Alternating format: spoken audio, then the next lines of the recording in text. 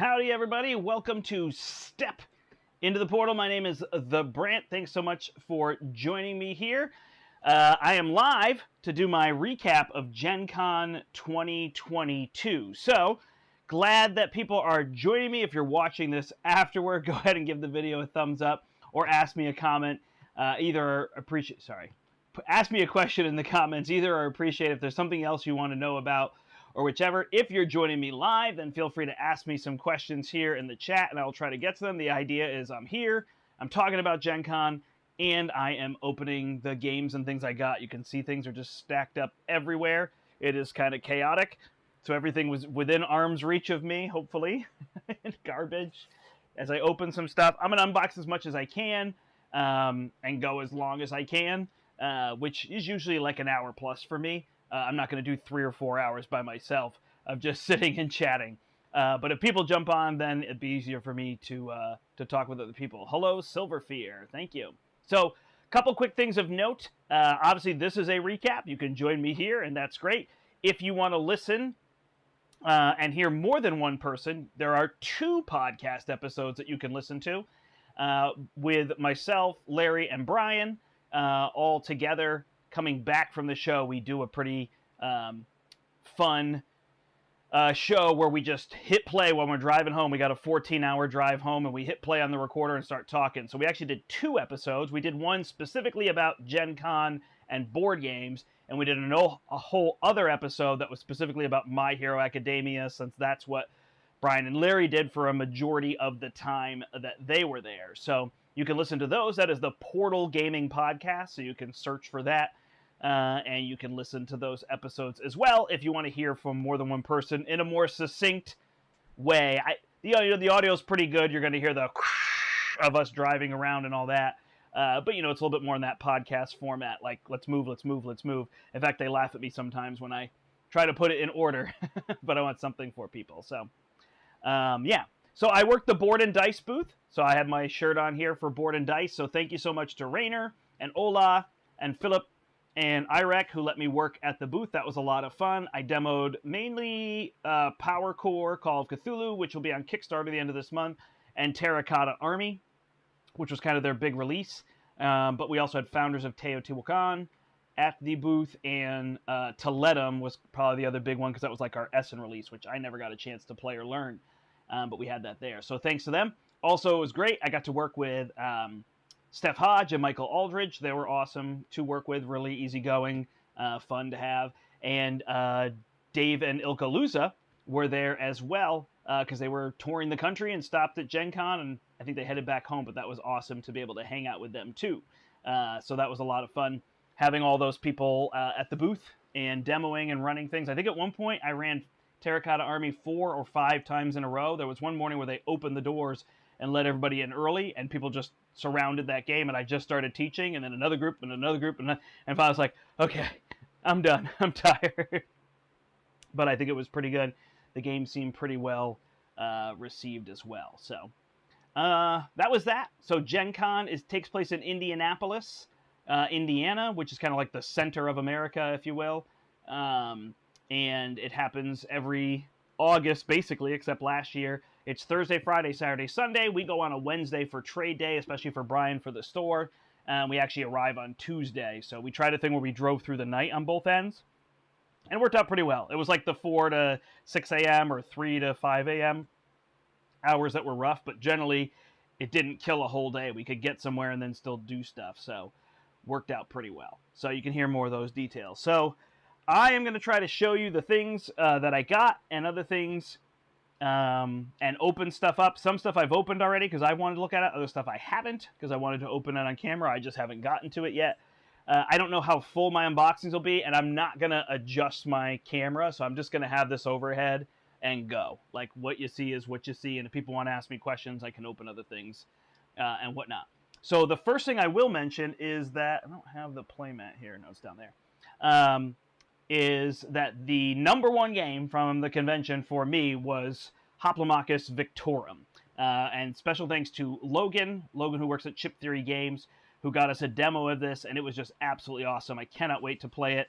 It is a solo-only $150 MSRP game, and I think it's worth it, for sure. I think it's $150 of content and fun. It's not $150 of, pieces and look, which I'm all for. There are people who paint miniatures. That's part of the hobby, but it's not for me. I wouldn't necessarily buy something at that price for that. I want the gameplay to be there, and this was a great game. I don't have a copy of it, but people will probably ask me, what was your favorite game from the convention? And that was my favorite game, and we demoed it on Wednesday. So my favorite game was on Wednesday. So there's that. All right, so let's get into some unboxings and other things here. So first things first, we played a lot of My Hero Academia, especially they did. I actually played a lot of Marvel Champions, which I didn't anticipate I would do. If people have questions, you can ask me as we go through. I'll try to keep stuff organized, but I don't know how well I can do. So I did get this playmat. I was really excited. They did GenCon themed playmats for My Hero Academia. So this is one of the characters, Ochako or Araka, and I got the promo cards to go with her. I'll see if I can find those as well. So they had a bunch of promo cards. This was all purchasable stuff, but they did fantasy theme for all the characters for Gen Con, which tends to go around that. So I got that playmat, and that was really exciting. Put that there, and some promo cards, which is why I have my box of cards here. So there were some promos that came with this. I got an All Might character here. And I believe a Capture Evildoers was the other one, so you can see that art. And these were the playmats you could get, as well as, I don't know if I can find them now. Made a deck the other night. And I got 4 copies to go with my playmat, which I was excited about. So these are the ones that match the playmat. So that was neat. Figured I'd show those off. That was fun. A lot of people were chasing those who were playing the game. I managed to just collect what I wanted and go with it from there. So that was that plan. All right. So I'll get this box out of the way. So then we got other games here. I'll just try to talk through what it is. We did play this Nevermore game. Unfortunately, I missed a key rule. I feel like I'd played this. This is like a redoing of this. So Nevermore is, it's cool. They have these chips now. But it's a card drafting game where like the rounds are going to happen randomly. So you're drafting these different style cards, healing damage, draw special cards, and victory points. And every round you lay these tokens. There's actually another token that I don't see. Okay, here it is. You check to see if anybody has 5 crows. If anybody does, then that'll end the round immediately. It's kind of like a win. And then these actually all are mixed up face down. And you say, okay, everybody play your victory point cards. Whoever has the most is going to score points equal to the difference. So if I play 3 victory point cards and second place plays 1, then I get 2 victory points. Same with damage. You're damaging each other. If you take deal somebody all their damage, they become a, oh, it's ravens. Sorry. They become a raven, Nevermore. Quoth the raven, Nevermore. Not crows. That's murder. This will let you draw special cards, and this one lets you heal back up. And then at the end of the round, you can use your other cards to gain other bonuses. So that's kind of the idea. I missed a rule in our one play, so we have to go back and replay that. But there was definitely some ideas here. I thought that was interesting. So that is Nevermore, and that is from Smirk and Dagger Game. Smirk and Dagger is local to us in Connecticut. So Kurt handed that copy over to us. Thank you so much, Kurt. There. Ran into Jeff Engelstein. If you don't know Jeff Engelstein, he's like the smartest person in board games. And he used to do all these game tech segments on the Dice Tower podcast. And he's written a bunch of books, so he actually handed me one of his books, which I was excited, which he wrote with Isaac Shalev here, and I believe it's signed as well, which is cool. So this just goes through mechanisms and other things, which actually this has been implemented on Board Game Geek, so you can see this up there. Was that Titan? Oh my gosh, look at that. That is Titan. That is an old game, and I recognized it just from the muster chart. There you go. So anyway, he was able to give me this and chat with him for a while because I used to use his segments in my statistics class. And then, of course, we got talking math and life went on from there. All right, so here's a biggie over here. This is probably one of the description. I'm just going to set this game up like this. Oh, there are several people on here. So hello, thank you for joining me. Appreciate it. If you have questions, like I said, or if you just want to thumb up the video, go for it. As well. All right, so Twilight Inscription is a roll and write version of Twilight Imperium. It's playable in 2 hours, supposedly. And the big to-do is it is 4 sheets. So I guess famously, I hope famously, people know that I love the heavier roll and writes. Fleet the Dice game would be one of my favorites, and that has 2 sheets, so they doubled that even up. So you get these 4 sheets. This is actually the middle sheet for tracking victory points and other conditions. This might be the 2-player side. Yeah, here's the multiplayer side. Well, I'm going to call 2-player, not multiplayer. And then you get 4 sheets. So what they do nicely is you can see like warfare, industry, try to put them all here for you, expansion, and navigation. So they kind of lie all these up. And the words all go in the middle. And then you're going to flip cards, which are going to give you symbols, and you can mark off these symbols. So then essentially there's this kind of cube-looking one, and there's this, it's all the same, and there's this kind of gear-looking technology one, and then there's, I don't know, this C corporation one. And so you're going to roll various dice. Actually, it's these dice that get rolled. You do the symbols on them, and then these dice can be rolled if anybody's unlocked them. So if these are unlocked, then they get rolled, and those players get to use this die as well. I think you roll them the whole time, and then they're not unlocked. So it seems to me like you would wait until somebody's unlocked it. But there's a deck of cards that you're flipping them, so it's like a flip and roll and write. Of course, they're just going to go all over the place. You're upgrading things. You're traveling through here. You're doing warfare. I actually haven't played it. I sat next to an 8-player game. It sounded like 6 out of the 8 people enjoyed it. And 2 people didn't enjoy it, is the sense I got. So there you go. There's your percentage chance. But it definitely played in about 2 hours. The teach was rough, confused, and then when they started playing, they said they got it. But I was actually playing Marvel Champions with Terrence next to them, so they had started a little bit before we got there. And they had an 8-player game going, so we didn't fit in. So this one is where you can kind of like get planets and other things to go out. This one's where you can kind of like explore through the whole galaxy. This one is where you can attack. And then this one is where you can do all of your upgrades and industry and other things. So that's kind of how that works. Haven't had a chance to play it yet. I hope to. I was told by somebody who really enjoyed the game that they played 2-player, and it worked great. So my wife does not like space games. She specifically says, don't play space games with me, but this was so colorful, she said, let's give it a go. But I haven't had time this week because I came home, and then our goddaughter was over, so we were spending the whole week doing activities with her, and then I leave this weekend to go on vacation with the rest of my family, so I'm just kind of fitting things in here in between. You get cards, and in the cards, you get different powers. You can be different civilizations or factions or whatever it might be. I think these might actually be the cards. Yeah, so these are the cards that you turn over. It actually tells you the round order on every card, but it's not super necessary. It shows you what icons everybody gets. So you're sure to get things in addition. And then I think these are the cards that give you like voting powers and factions. They must actually be in there. I apologize. But then there'll be votes throughout the game, which will be interesting. You're all going to vote on something, which makes it feel like a bigger game. So a few people did say they really enjoyed it, but it's kind of like 2 hours. I might play Twilight Imperium and just make that the day, but 2 hours is reasonable. And then it comes with these orange pens, which are apparently a real pain in the butt to erase. It has a learn to play. This is what they were doing at the event, which I thought was really smart. It's like they bring you through each board and show you things and then kind of go from there. And whatnot. And then it comes with a full rule book. I actually thought this was a pretty smart way to play it with a group of people that are starting. It says, don't worry about why you're doing things, just do them. And then as they go through each one, they say, this is why we had you mark this on the previous one. So that brings you through 4 rounds, maybe a 5th. Yeah, it brings you through 5 rounds, or it tells you what to then do and add cards. So you're not going to get a perfect game from the start, but you're going to get to learn how to play it. So I actually thought they did a pretty good job with that learn to play, from what I understood. But I know that one's very popular, and I did manage to get a copy. This is one I did purchase in the hall. So I had the benefit of working at the booth and having the badge, so I was in the hall earlier, which made it easier to get things there. Okay, any extra info on the new upcoming Marvel Champions Scenario Pack and Wolverine? No, I mean, Fantasy Flight announced Wolverine while we were at GenCon, so that's really exciting. I know people were dying for Wolverine. So that'll be good. There is a Wolverine ally in the Shadowcat deck, so you'll have that. And the new pack, yeah, the article just popped today, so I don't know if you saw that yet. Mojo. And there's 3 scenarios in there, which I think is really awesome. I don't need this pen. This is the very edge of my laptop where I'm seeing all of you, so that'll stay there. All right.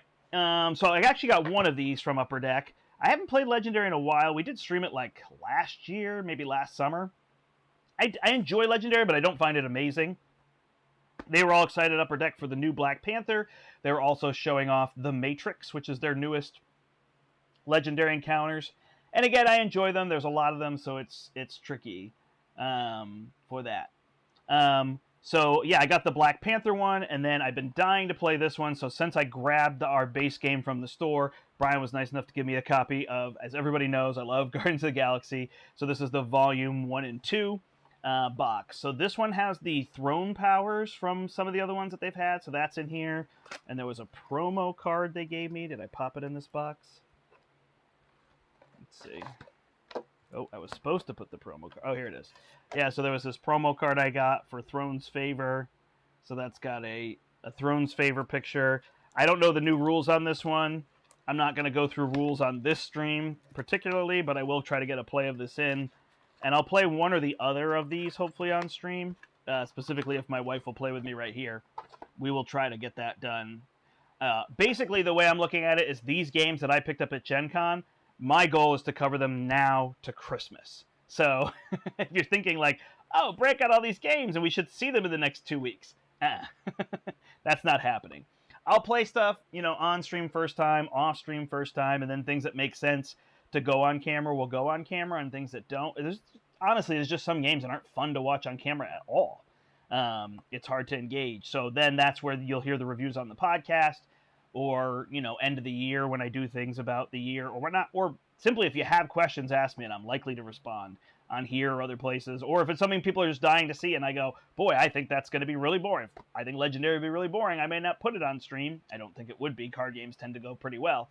But you can let me know and go from there. So, yeah, I was excited for this one. And this one has the dual cards as well in here. Oh, I actually opened the cards. But, yeah, they're like, there's 2 cards in one. So it's like, oh, do you want this or this? Which I love that. That's really fun. So you can kind of pick what you want of those. So I'm excited for both of them. I'm excited for almost all the games I got. Honestly, I don't take a game or buy a game or get a game for review if I'm not excited. There's one. There's one right here. It was free. It wasn't even free for review. So we'll go through that. The question was, where was FFG selling stuff? So Asmodee acquired Miniature Market, which is like a store, an online store. And so all the Asmodee stuff, including Fantasy Flight, was available from Miniature Market. There was a local store, Family Time Games, and everybody seemed to be going to Miniature Market to get Twilight Inscription, and Family Time Games had, 200 copies of Twilight Inscription, so I bought it from them. I literally walked around the corner and saw someone buy it, and I said, oh, I guess I want that, so I bought it. So that was how I ended up getting it on the first day, which was exciting. And then I never got a chance to play it there, but other people played it, so that was good. All right, let's see. I'm going to do this so it's out of my way. So I got this copy. This is actually the last booth I stopped at, Studio H, which is Hachette. They had a lot of different companies under them. They have Scorpion Mask, which if you've never played Masterword, you need to play Masterword as long as you can handle party games. Yeah, it wasn't clear, Brombe. I agree. It was kind of confusing. It was in the middle of where they were demoing everything Asmodee, so that was kind of like clear. I know you were there for one day, I believe. So, but it definitely made sense when somebody told me, and I realized, oh, they're right in the middle of everything. So that's how it worked. Thank you, Yoni. I appreciate that you love the channel. Working hard to try to make it something, I'm never going to be as big as a big channel, and that's okay with me. I just have fun coming on and talking about games and being live with people as much as I can. That's the fun for me, so I hope people enjoy that as well. It's the communication, it's the games kind of being presented, more than anything.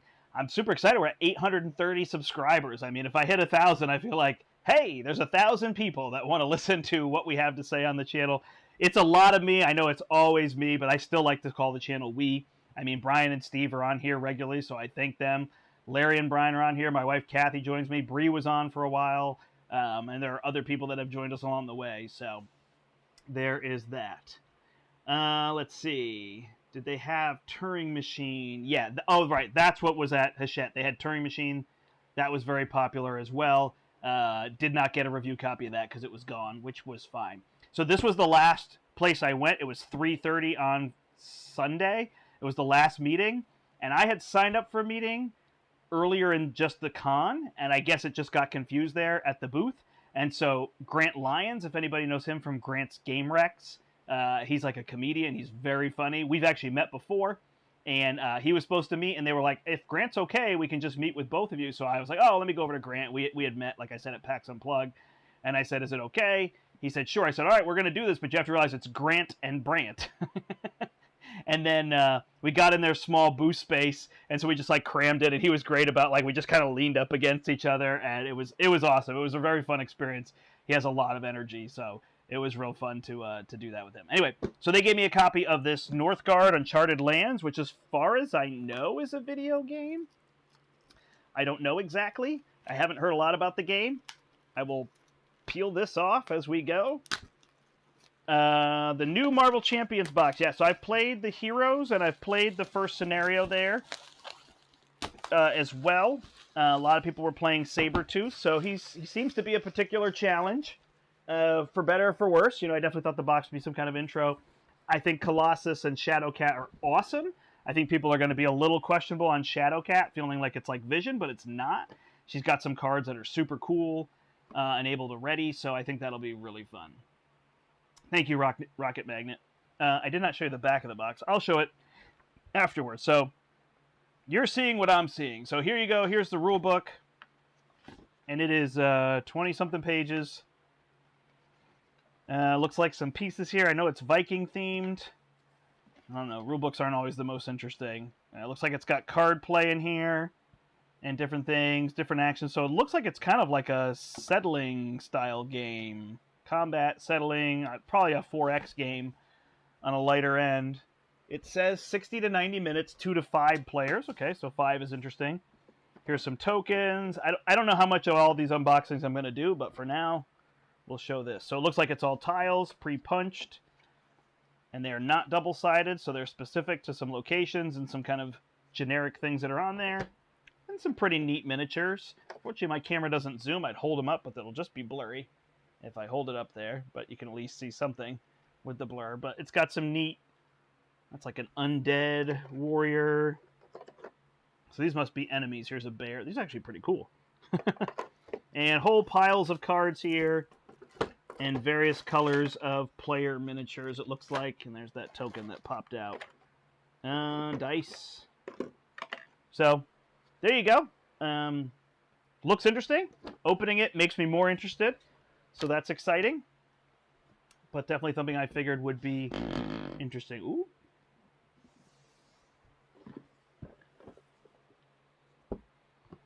Okay, so the back shows you these miniatures here. 7 asymmetrical clans and 9 fierce creatures. Well, that word always gets me into a game. I mean, if you want to know why I like My Hero Academia and Marvel Champions and Gaia Project and Gloomhaven, it's asymmetric factions and powers. I mean, think about it. All those have that. So that is so good. Yeah, the board looks a little bland, but it's tiles that you lay out and map, so that's cool that it's different. But boy, if that's going to be different every time, I am in. Inspired from the acclaimed video game. I knew it was a video game. I don't know. I was pretty certain for that. Yeah, it looks pretty good, so that should be good. Oh, I like reading rulebooks too. I don't know that reading rulebooks are exciting to show off on a stream. That's all it is. So I got a weird thing where, like, I learn best by reading the rulebook. Now, what I will never do to somebody is they're trying to teach me a game, and then I'm sitting there saying, just give me the rulebook and I'll read it. I just let people teach me the game, but I learn terribly doing that. So, yeah. That is not my thing. I learn so much better by reading the rulebook and then playing a little of the game. Typically, reading the rulebook, I'm going to make mistakes, so some people who really want a perfect teach might not want to play with me on that first one. You know, I missed 2 games. I missed a major rule this weekend while we were playing. But other than that, it was pretty good. I taught Wonderland's War, and everybody said it was like a perfect teach, so that made me happy. And it's just it's just going to happen if you're trying to play so many games. I did fart. It was a box fart. I have played Root. Oh, yeah. So Root, when it came out, we got a copy. Gary Pope was riding with us, and he had a copy that had come from the Kickstarter like the day we left. He got it in the mail. So I grabbed it. Or he brought it. I grabbed it. I read the rules in the car. We played that first night, Tuesday when we arrived, and then I proceeded to teach Root at GenCon on Wednesday 4 times in a row. I just taught it. A lot of Dice Tower people, a lot of the people that were there, just to get that game up and going. I was able to go over to their booth and be like, "Hey, I've got a ton of people up and playing Root already," so that was really exciting. to be able to get that to everybody and to be able to teach that one. So yeah, Root has been a very fun game as well. And then my claim to fame is we have a local convention, ConCon, and I taught 3 tables of Root simultaneously. So 12 players played Root simultaneously. I set it up so they went in the same order. They had the same cards in their hands. So it was kind of that, I'm going to tell you what to do for each of your actions and then go, and I answered questions. And, you know, after that first initial round, which took, 40 minutes to get through everything, people were on their way and they were playing, and it was really fun to teach that many tables, but woo, that was rough. All right. I'm really excited for this, Soulforge Fusion. We actually played this on the channel. Bree and I played Soulforge Fusion on here. This is Richard Garfield and Justin Gary of Magic the Gathering and Ascension fame and Shards of Infinity, which I like best. So what happens here is, I don't know what this is. Is this a bonus faction? I don't know. So what happens here is this is kind of like Keyforge in that you get these half decks. So each of these decks is a half a deck, and I'm going to shuffle 2 of these together. So I'm going to take these 2, shuffle them together. I pick one of the commanders, and then there's cards ranked 1, 2, and 3. So these are actually the 3 rank cards. And all of these decks are unique. So it's got that unique thing, but instead of getting one unique deck and you go, oh, this deck isn't any good anymore like Keyforge, you could take that one that's not so good, but the one that's good, and mix it with something else and go through there. So there's that piece. Yeah, I really like to teach games. So, I mean, as much as it's like, ooh, here's me saying I did this, like it was a challenge and fun for me. That's where that's coming from. Oh, these are way better than what were in the version I had, so that's cool. All right, so here's what you get. You're going to get 2 play mats for this game. It plays over 5 lanes is the idea.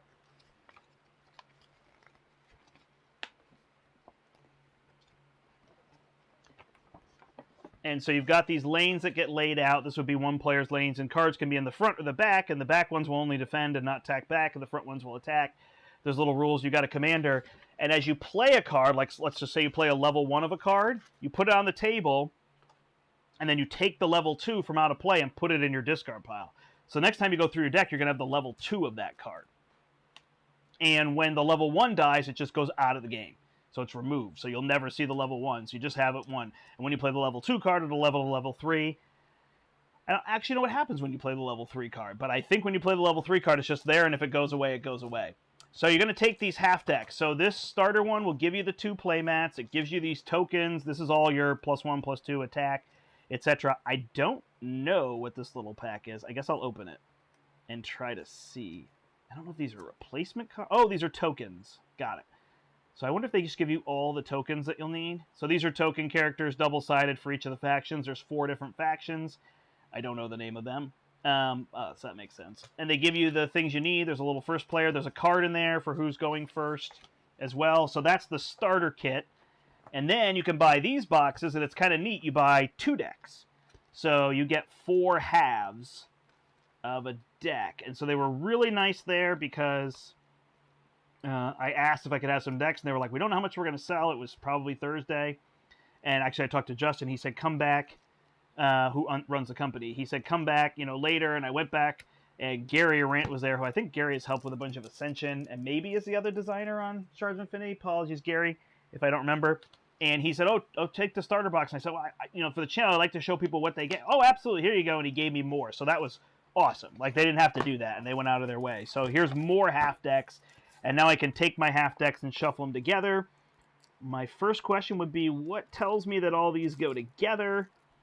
And I'm going to guess it's these words on the back. So this one says, Surazal's Vampires. And this one says, the Cloaks of the Siding Stillhawk. So it's very much got that Keyforge feel. The Party of the Deceiving Myth. Well, that sounds phenomenal. I want to join that party. The Cryptic Aromatic Duchesses. Oh my gosh, that's a YouTube channel. The Cryptic Aromatic Duchesses. So that's what you would get if you buy one of these boxes. And then, of course, you can do sealed play with these, buy this and whatnot. I think this retails at $35, and these retail at $30. So you're going to get those 4 half decks for $30. So if you wanted to do a sealed play tournament, you could do something cool where, like, you play and then you knock out a half of your deck and then you get another half deck or whatever it was. Or you can just mix and match, which is what I'm excited to do. So I will try to get plays of this soon on the channel as well. If I go too slow with each game, we'll never get through them because I'm telling you, there's another 20 games stacked up over here. All right, WizKids. So there's awesome stuff to see at WizKids. There's a game from Amaria Kill coming out, Damage Control, which looks so cool. The start of the game, you take the deck of cards, you just lay it out like a cluttered mess all over the board. I mean, cluttered mess, I'm in. So that was awesome. WizKid gave me like a bag of a whole bunch of stuff.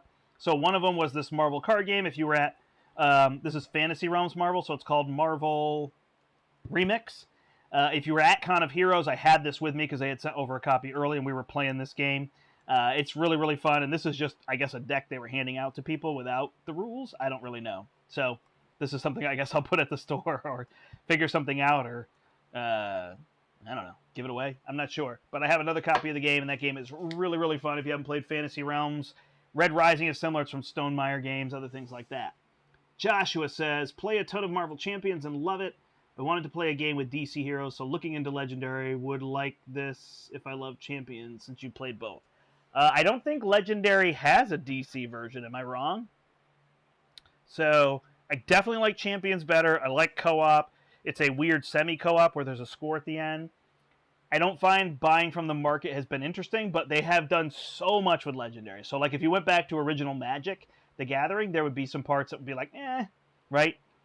They've changed so much, so they've made Legendary better, and I haven't played all the way through, but I don't think there's a DC version of Legendary, but people in the chat can correct me if I'm wrong.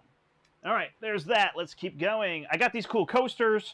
When I demoed that game, they gave us some stuff out, so if you haven't seen Chip Theory Games or Too Many Bones, this is really cool. There was actually a little plushie as well.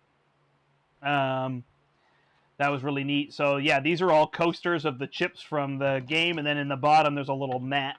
And they make these neoprene mats if you haven't seen the Chip Theory games before. So this was a cool little set that they were handing out to content creators and people demoing, which I thought was neat. So I got that. All right, then I went over to our friends at Wise Wizard. I got to talk to Derek there, which was really cool because we both know each other, like, really well, but we've never actually had, like, a good conversation. I can't say really well. We know of each other well, but we never had a good conversation, so it was fun now that he's working over there. Wise Wizard is just north of us in Boston, so they're going to come down to the store and play some games.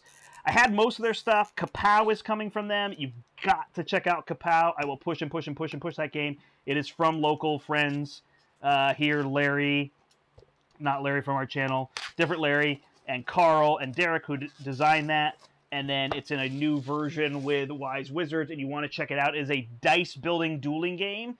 So you fight, and then you take the little pieces and put them on your dice to build them up, a la Dice Forge or Dice Realms. It's in that same one. So that game is going to come out next year, and it's going to be awesome. I can't wait for people to play that. Give them help with some of the other LCGs. Yeah, that's probably your best bet. I agree. If you like those IPs, try those LCGs. Arkham's going to be a lot more story, a lot more, not adventure, mystery and difficult. And Lord of the Rings is very, like, on the edge of a knife is the best way to describe it. So it is also difficult. Marvel's the easiest of them. Lord of the Rings actually isn't necessarily hard. You have to build decks to really beat things. So it's really about deck building. So if you like deck building ahead of time, then that's going to be great. So Wise Wizard has Star Realms and Hero Realms, which are super popular. And they make this epic game, and they put it in a new version. It used to be like in a small box like the others. They've got it in this bigger box now. And the idea with Epic is that you have these epic or legendary cards, I believe they're called in your game. It's a 2-player dueling game. And on your turn, you can play... I'm not supposed to open these until I read the quick start guide. So on your turn, you can play any number of commons, I believe, but only one legendary card or epic card. I can't remember if it's called Epic because the game is epic. Excuse me. It has been a little bit. So it's a dueling game. You know, it's got all those elements to it. But that's kind of the idea, is that you're focusing on what you played. So I'm assuming these tokens are to tell you have or have not played your epic for that turn. I'm going to assume it's called an epic since that's the name of the game. 2 little play mats to go with it. Quick start guide and a rule book. They do a great job with their games. This one hasn't hit as hard, so maybe this repackaging, rebranding will do well. They were also showing off their legacy version of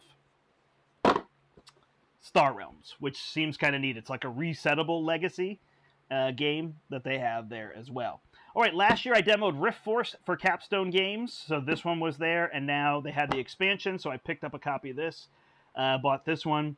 And yeah, so this is really a neat 2-player dueling game. I actually don't have the game in here because I have it in like a quiver thing or whatever. So I don't have the game necessarily in here, but I found the box. I don't tend to save all my boxes, but I had that one there. So now what this had, I thought this added co-op, but it added solo. So there's solo play amongst these cards, and then there's new factions, which I was impressed. I think there's 8 new factions and 10 in the original box. There's 8 new factions and 10 in the box, so you can shuffle all sorts of things together and play through this. If you haven't tried Rift Force, I highly recommend it. I don't think the price point on this is high. This is 20, so I'm guessing this was 30, maybe 35. It's really fun. It's way more fun than it looks like it's going to be. I don't know if looks, not like from the look of it, but you might just off the first thing, but you like shuffle up and then you draft different characters and then you're playing cards from your hand to try to control locations and trigger their special abilities. And you mix and match every time. You have 4 factions, so it really changes the interaction. And now there's 18 factions. There is a solo play in here. There's a 2 versus 1 and a 2 versus 2 mode. So it does allow you to play with more people. If you're like, man, I'd love to do a 2-player dueling game, but my group is consistently 3 and 4, you now have that option. Cool. All right. I also stopped by 25th Century Games looking for a bunch of games. This is what they still had left, so I picked up a copy. I bought this Green Team Wins, which is supposed to be a really fun party game. I don't understand how it works. I do understand how it works, and it doesn't sound that exciting. So you simply, but people have been saying it's really exciting. So I'm excited to play the game. It's just funny when you explain it. So it's a this or that. So die heroically in battle or die peacefully in your sleep. And then everybody everybody picks which one. They write it down on a card, you flip, and then whatever is the majority answer is the green team. And so you end up on the green team, and if you're on the green team, you get a point. You get 2 points if you stay on the team. And that's the idea. And then there's a whole bunch of different questions. Best of 3. So what flavor should green be? Lime, apple, or watermelon? And then you get to pick, and the majority always rules. So that's the idea with this game. It's got, right, party games always inherently are like, well, the mechanism's there. It's got to lead to laughter, fun discussions, friendly arguments, right? That's what makes a party game really work, so I'm excited for that one. I don't know, is this mat good here? I feel like I don't like this table being bare, so I'm going to go with it. All right. Funko released like a Marvel game a little while ago that came in a ball, and now they have a Disney like 8-bit thing. So we got this one with Sleeping Beauty and Cruella de Vil. Sorry, this is Aurora, and you get the little game cards, and then it's everything you need. So you buy one of these, it's everything you need to play a game in one of these little balls. So then you have this Nexus, and then you're going to lay all these dungeons out. There's an actual order where it's like, this has to touch that, and this one has to touch that. So you look for the little dot, and the dot has to connect to the same color. This one has to connect, etc., etc. This one's dark. And you lay out a whole map. So this is all laid out. I'm doing this illegally. And then these little pieces go on there, and you're trying to not have the viruses reach the Nexus, and you need to bring these little fixed chips back. So if you get the 2 fixed chips back, you win. So then you move around the board, and you're going to roll the die, and you have an ability. So I get to this spot, and I want to move this chip. I need a 6. I have a 4. I roll. I got a 3, so it moves to the next spot, and then I can take an action to move. And my card has a little ability, so when I use my ability, I flip this over, and then if I go back to the Nexus, I get my ability back. And at the end of every turn, you'll roll the die, and if you roll that, both of the virus chips move up. And if the virus chips beat you there, then you lose. You can also go to where the virus chips are and push them back. And that is the game. So it is super light. It is all dice rolly, but it's interactive, and you can play, I think, with any number of players. You just keep adding these little tiles, buy more of these, get these little characters. So obviously the collectability is going to be a big part of this kind of 8-bit Disney nature. The game was very ho-hum in my mind, but the collectability and the fact that you can just pick up this game, like if you're, I don't know, camping or vacation somewhere and you stop by a store and the kids want to, get a new one to play it or whatever, or if you're an adult and it's what you want to play. But yeah, they were handing these out for free to people, so we got a chance to try that out. And, collectability is always exciting for people, so it is cute. Hello! Howdy, everybody. Arkham Horror are nowhere near as modular as... Yeah. Yep. I think I agree with that. I don't know Arkham Horror True Solo as well. Hey, Gedson. Thanks for joining. And beat the game, Steve Kimmel. Oh, are you new here? Hi. Just kidding. That's Steve. All right. Here we go. Opening more stuff. Trying to pay attention to the time as well. All right, I am beyond stoked for this game. So I went over to WizKids. I met with Will there. He went through a bunch of games, but before I could meet with him, I'm pretty sure his name is John, and I'm so sorry because he did an amazing job. And John, I know, works there and specifically developed this game. And I wish I could remember the designer on this as well, but it's not here. And John did an amazing job walking me through this onslaught. So this is WizKids. It is, it's going to be their big push, and this is a miniature teams dungeon delving game. And so these are the preview kits they were handing out. The base game is going to be, I'm going to say 150, 140, because I don't want to say 100 and then be wrong. I'm pretty sure it's pretty high. But in the base game, you get a whole bunch of pre-painted miniatures with this dragon. You get all these enemies. There's an Etten, a troll, 4 kobolds, a gnoll, 2 gnolls, and you get 2 full teams of 6 painted. And man, if I was better at this, I could tell you what the teams were. But I'm not going to try. So they're also going to do some of these 2D. They call these 2D minis. So you can see this one comes out. I'm actually not going to take it out. But here's a Yeti. So, you know, it's a pre-painted stand. And this is going to be the kind of promo stuff they're going to hand to stores to give out. Come play the game. Get this 2D mini, which I think is awesome.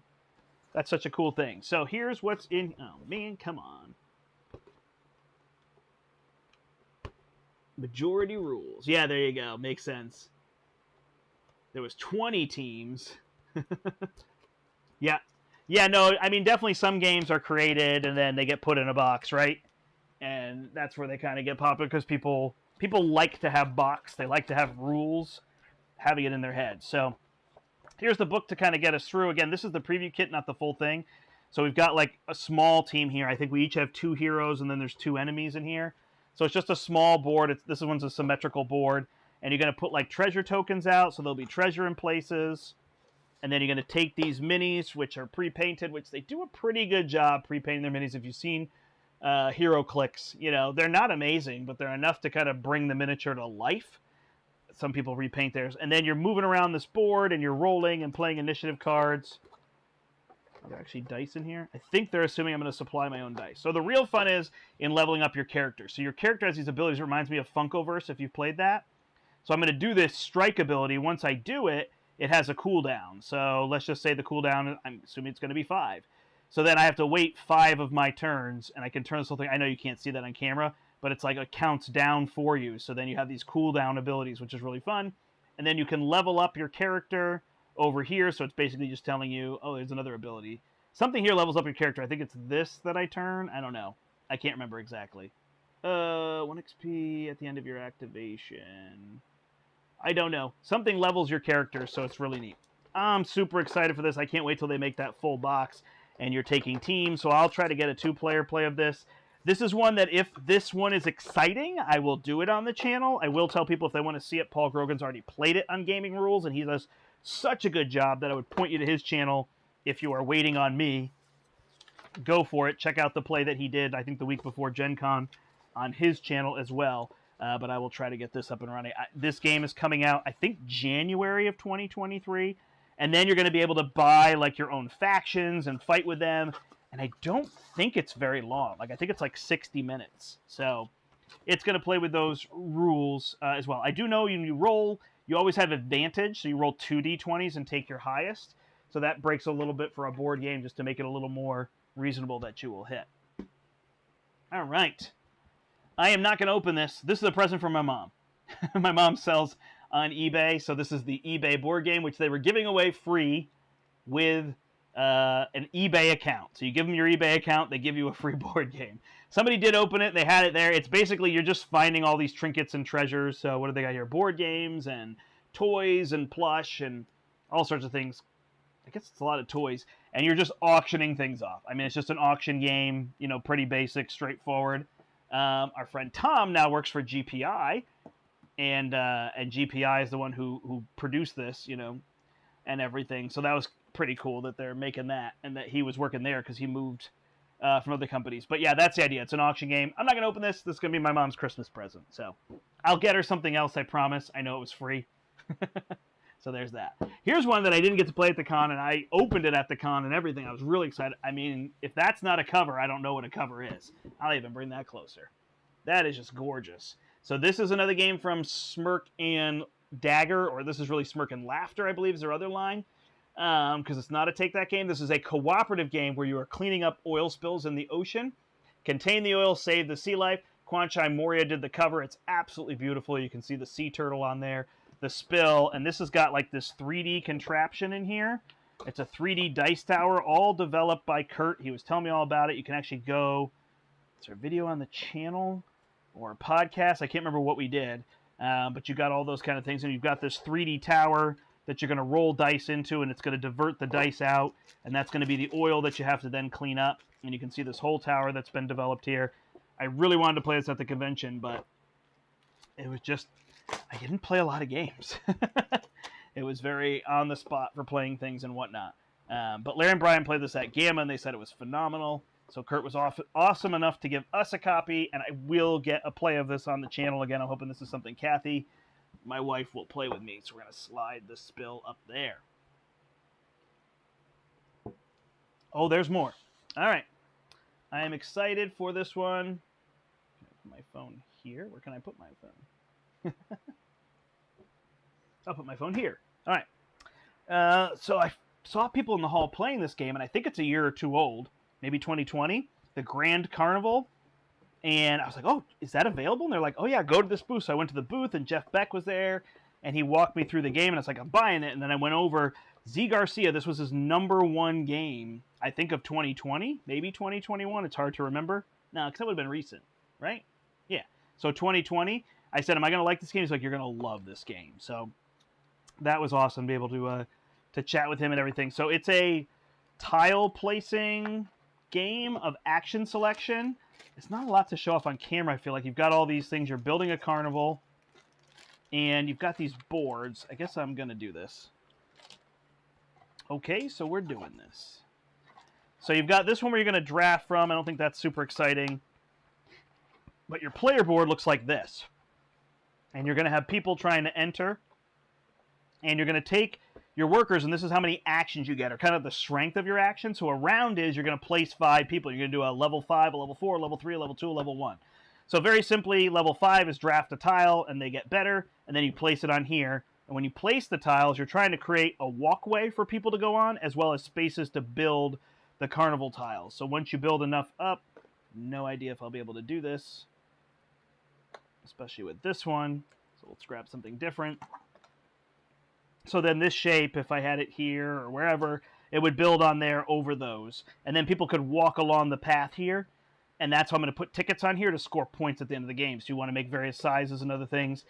And as you go through, you kind of have to really figure out your actions, because that might be how far people can walk in your park or whatever. And you're going to go through 7 rounds of that and then score based on a bunch of conditions and see who wins. So it's kind of, very much in that strategy, not that theme. What's really fun is it has these tricks of the trade. You put 3 of these out, and they give you special powers. Once you complete a certain setup on your board, you get this special power for the rest of the game, and now you can cheat the game. And every time you can play something where you can cheat what the rules are in the game, I find that awesome. So, going off of Z's recommendation, I trust him. Usually the games that he says are very good are very good. So I'm excited to try this one out. I'm assuming audio is good. I didn't have anybody check for me. So that is the Grand Carnival. This is one I'm going to get played early. It also has a solo mode for people who are interested in checking that one out. I think it came out a little while ago. All right, here we go. Ready? Whew. This is not heavy. I just can't get the angle to do this. All right, here we go. Boom. Got to put it this way. Whew.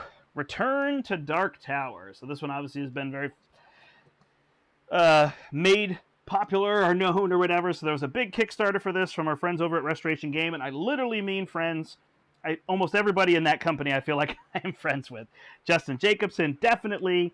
Lindsay and Rob Davio live near us. Sue's, yes. I also demoed the new one, and then Nick and Mike Murphy, the brothers Murph, work over there, and they're good friends of mine. I stayed with them at a Dice Tower Con in their house one year. So I am not joking when I say friends. So they were able to give us a copy, and actually Jen, who works at the company too, is local to us. So there you go. So Restoration Games, good people, very good people. Love that company. Unmatched is unbelievable, and the success there has been great with what Justin and Rob, I don't even want to give it just to them, even though they're kind of the fronts of it. So, gave us a copy of Dark Tower, which I'm very excited, and I played the new one that's on Kickstarter, Covenant. That was really fun. Susan Robs gave us a demo. I got to play with Kimberly Tolson from Tolson's Tabletop, which was really fun. I'd never met her. Literally, that's fun for me. My wife laughs because some people would be like, cool, you played with somebody you don't know. But like for me, it's like, oh, you got to play with somebody you don't know? You must have had a great time. It's so true. I love meeting new people. So the big to-do with Dark Tower would be this Dark Tower. So you've got all these miniatures as well. But there's this tower that comes in here. In the box. And it is mega. So if you haven't seen this, then I'm excited that you're watching. So this tower, you put batteries in the bottom, this thing lights up, and then it's an app-driven game. So again, that's going to be somewhat controversial, although I really feel like there's a vocal like 10% of board game people who don't want apps. So the app's just going to randomize everything, and then it works with the tower. These doors open. You put skulls in the top at the end of every round, and then they can spit out these sides, and there's a circular board that you're playing on. And you're trying to cleanse the land of all the evil and get the tower to go back. This was a game in the 80s that they had then restored, as Restoration Games does, and changed some of it up. Isaac Childress, another friend of mine, who did Gloomhaven, he also was involved in the original design. I don't think he's working on this anymore because he's got so much going on. And congratulations to Isaac. He had his first kid, so I stopped over at the Cephalo Fair booth. He was not there. But I did get to see pictures with Chris and the others who were working over there, so that was really fun. So that is Return to Dark Tower. If I can find a way to play this on the channel, I will. I have to figure out with the app and bringing that in. It might be tricky, but I will definitely play through this and talk about it. So what did the Kickstarter content add? You can check that out now because it's live for a little while. And the Kickstarter content added where you actually remove some of those buildings that you have in locations, and instead there's like blankness, and you have to do some kind of sacrifice. The gods are angry. And so, yeah, it's true, Brombe. It's so true. My wife laughs. She's like, you just know everybody. Everybody's your best friend. I like meeting and talking to people, so I just go out of my way to befriend people. It's just my personality. It's not like a goal. I don't sit there and be like, oh, if I could know all these, like, industry people, then I will be a person. Like, it doesn't matter to me. It's just my personality type. It's just to know everybody. I went to all the Marvel events because I just wanted to meet people who were playing Marvel Champions. Like, that was the goal. And talk to them.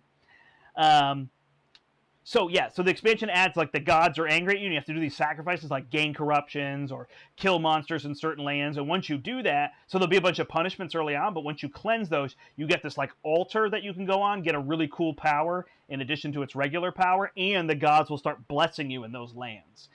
There's 4 new heroes, which is super clutch because new heroes really make the game. I got to play a wizard, and it's like exactly like a D&D wizard. So at the start of the month, I prepare a spell that can be cast throughout that month.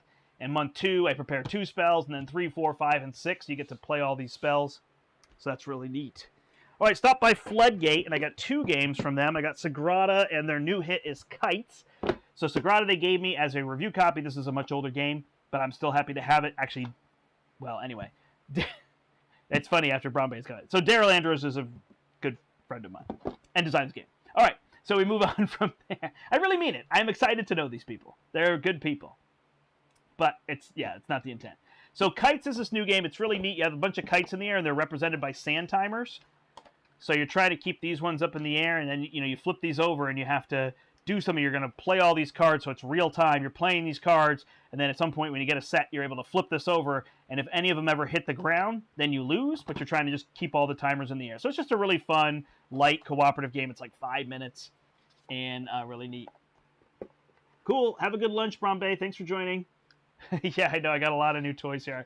Like I said, from now to Christmas is my goal to get through, 90+% of this stuff. Will be the plan. It won't all be playthroughs on the channel, so you definitely want to listen to the podcast as well. So this is Sagrada. I'm not going to open this just because it's older. I think people may have seen it, but this is like a dice rolling stained glass window game. And, darn it, I don't actually... Oh, I do have them right here. Okay, hang on. they are also making a legacy version of this, and they gave me that, which, along with this, they wanted me to show off. So you can actually print and play the legacy version of this. They have some promotional ones here, and they walk you through how to play and what legacy is going to be like. So you can see that if you're interested in doing the Kickstarter, which is not out yet. It's coming up soon. So they have these, and these are on their website for you to print out as well. And you could play through that. So since they gave me that copy, happy to let you know about that. Here's a game. This is a classic small box game that is so fun. So this is Aldebars, the Doors of Cartagena. So it's about, in this place, there's all these door knockers that are really unique. And so this game is a card drafting, tableau laying game. So it's a really light wingspan with a really neat mechanism. So when you play these doors out, you can't play doors of the same color next to each other. And you actually, when you play a door, you trigger everything to the left and below it. So I play this door, I do its power. Then I play this door, I trigger this ability as well as this power. Then I can play one here, and now I trigger this one and this one. And when I play this one, I trigger this one, and this one. And you can build up, so eventually I could put one up here that would trigger this one, this one, this one, and this one. So you get to trigger all these abilities. And at the end of the game, they have influence on the top, and there's 5 different categories you can have influence, and they determine how you score. So you might score for cards in your tableau. You might score for cards in your hand. You have a little vault that you tuck cards in. You have coins. You might score for your coins. So you're building your own scoring mechanism. So again, that card play kind of reminds me of Wingspan in a very light way, small box. And the scoring reminds me of Concordia, which I really, really like. So we had a lot of fun. We got to play a game of this, and that was really neat.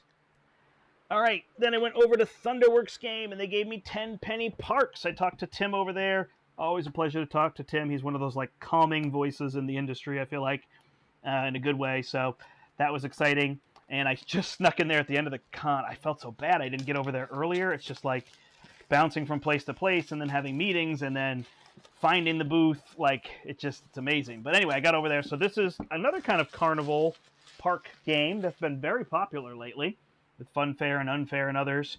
And this art is amazing from Vincent Dutray. Obviously does a great job.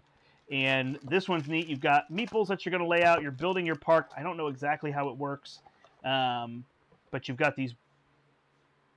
I wanted to show you the other piece, but I guess I can't. I guess it's going to be better on the back of the box. Yeah. So there's like this tent piece in the middle, which is really cool.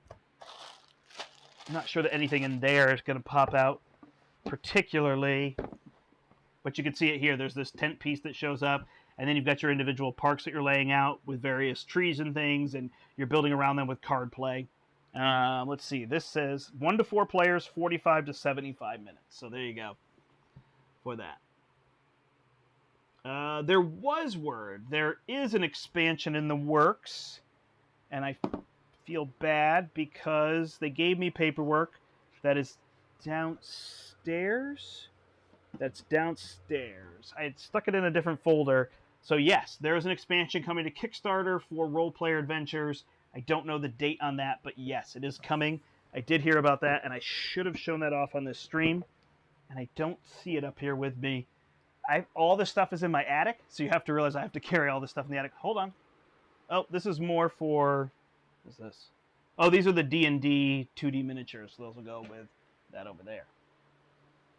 All right. Look at all these piles we're getting going. But yeah, more for Role Player Adventures, which is something I haven't gotten a chance to play.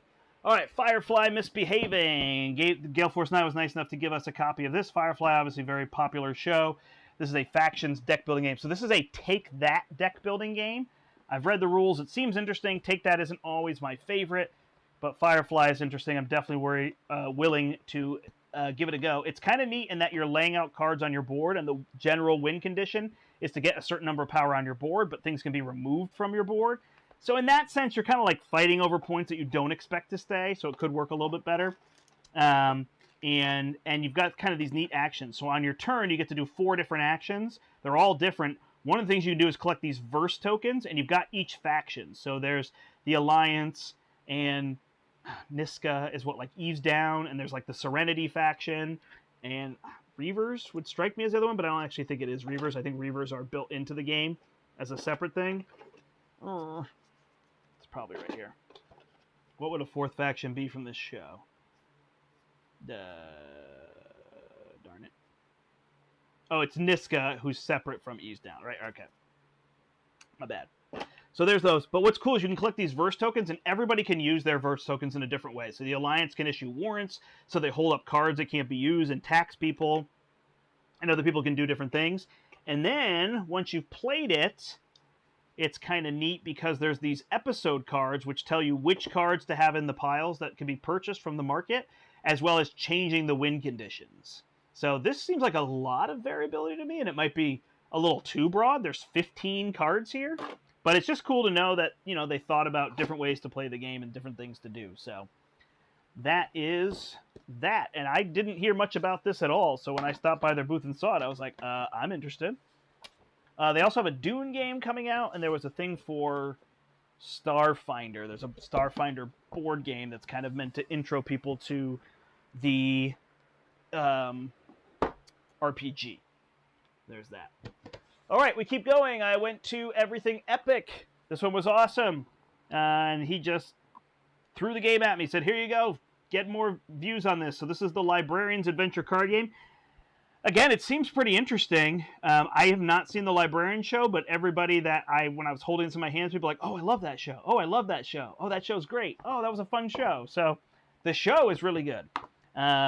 This is what a mathematician librarian looks like. So there's that. But yeah, so it comes with these characters. It's a co-op game. What's neat is you can build your deck. So it comes with preset decks. So here would be like the preset deck for this character.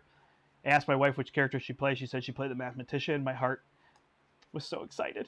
So you get a preset deck, but you can actually swap these out. So these come in little like packets of, what are they called? I'm sorry, I can't remember. Like universal something or other. So you can swap the packets out and put them in other people's, kind of like aspects of Marvel Champions or whatever.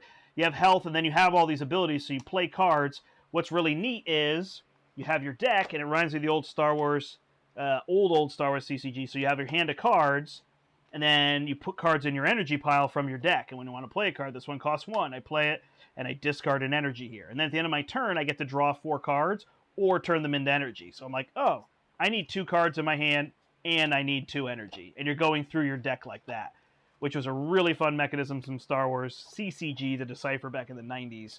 And they brought that back here. So that was cool. And then you're fighting the other powers.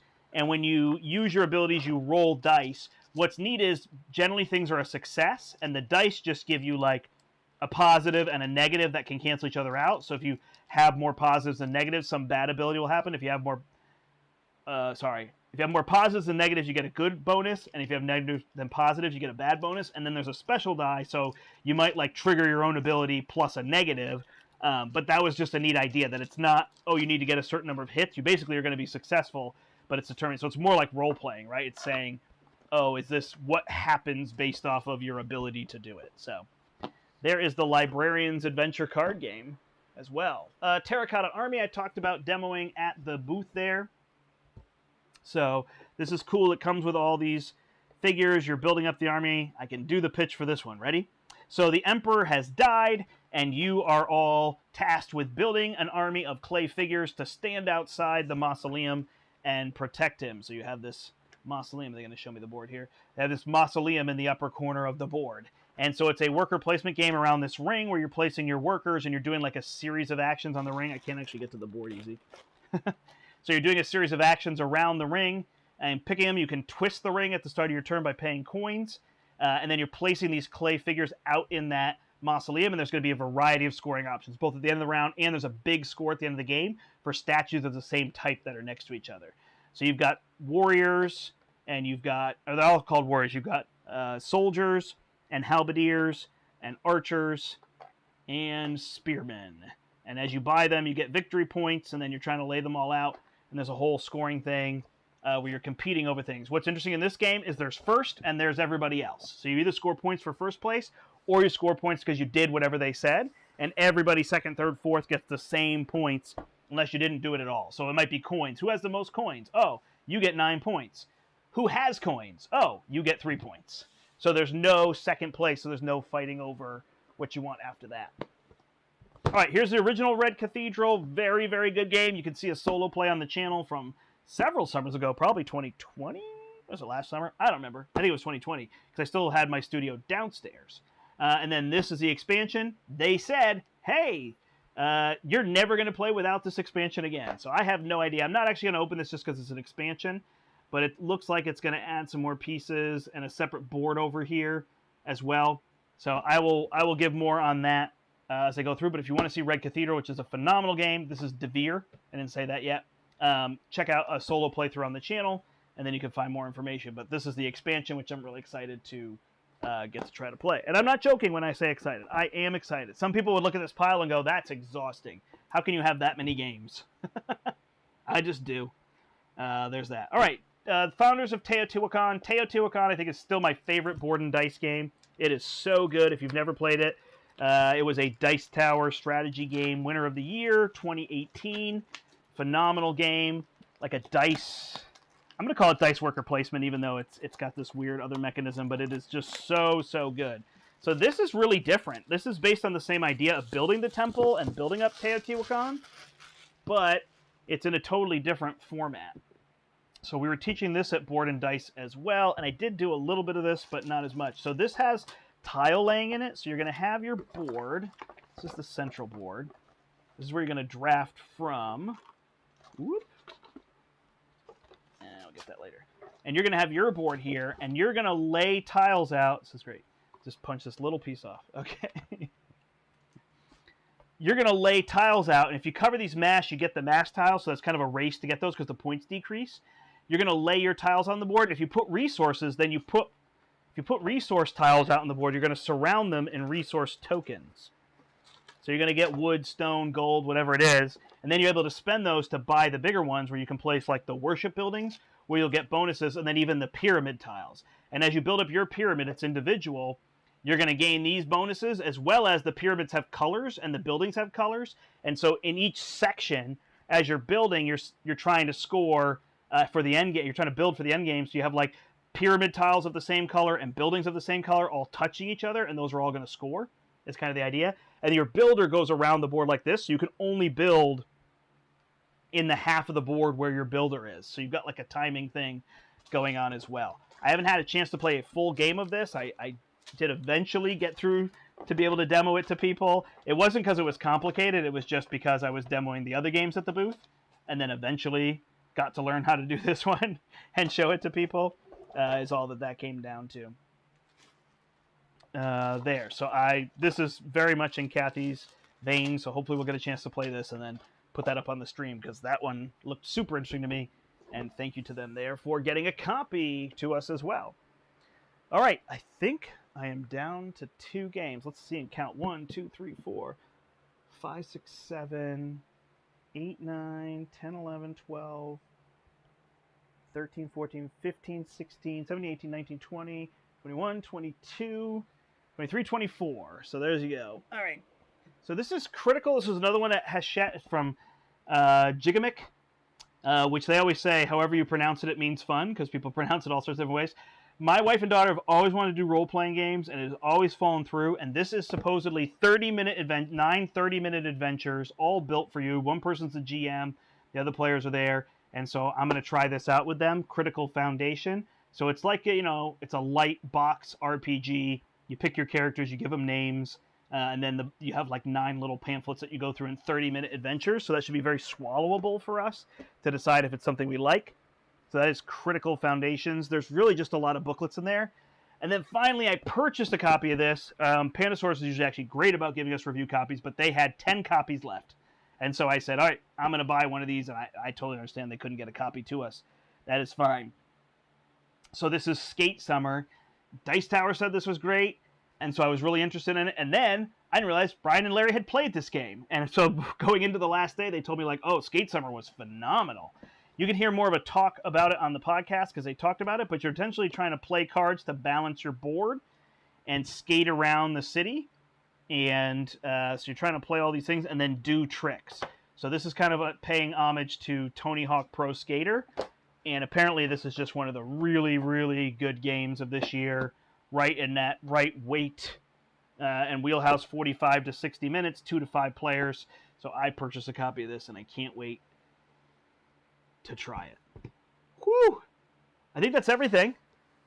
I played My Hero. I got a chance to play Marvel Champions with Roy Cannaday and with Caleb and with Terrence from One Stop Co-op Shop. So that was really fun. I got to play with some new people and teach them Marvel Champions, so I had a blast doing that. I got to play with a guy named David, and we played Thor and Iron Man, and boy, was it a beatdown. We just crushed the scenario. Thor was amazing. Iron Man was unbelievable at removing threat. So that was a ton of fun. And did I play another game of Marvel Champions? Oh, Terrence and I played a game. Yeah, I said that. So yeah, lots and lots of fun. Lots of things. So thank you so much. If you're watching live and you have any questions, go ahead and put them in there now and I'll answer them. If you're watching afterward, you could do that as well. Either way, if you could thumb up the video, it obviously helps us here with the channel. If you haven't subscribed to the channel, I'd love to have you as well. And if you have questions afterward, you can put them in the comments down below. If there's games you're interested in and whatnot.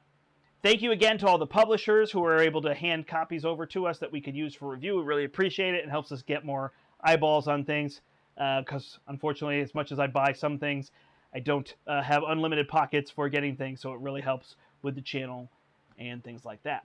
So like I said, stay tuned to the channel. You'll see plays. I am going on vacation next week with the family, so that will be limited in what goes up because I like to play everything live. But you can also go to the podcast and hear various reviews as I get those done and go up there.